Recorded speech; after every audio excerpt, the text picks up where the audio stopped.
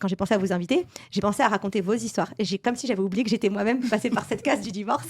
Et j'en parle pas souvent. Mais c'est vrai qu'il y a un truc qui me vient là en parlant du lien avec Allah. C'est vrai que la première chose, moi, je m'étais mariée très jeune, à 21 ans.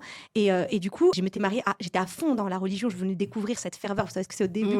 Au début, je suis née musulmane, et mes parents étaient musulmans. Mais j'étais vraiment, je me suis mariée dans cette optique-là et tout. Et donc, mon mari, il était un exemple pour moi aussi dans la religion. Et donc, quand tu te détaches de ça, t'as un espèce de... C'est comme t'avais plus ton prof, quoi. Enfin, moi, il m'apportait beaucoup au niveau de la religion.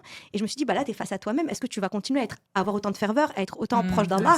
Tu sais, quand t'es en couple, on est là pour se fortifier dans la foi. Mais quand on redevient seul, c'est aussi une autre épreuve et un exercice de se dire, OK, moi, je suis où dans ma foi et ma relation avec Allah? Est-ce que, tu vois, la motivation et tout, quand t'es deux, c'est pas pareil.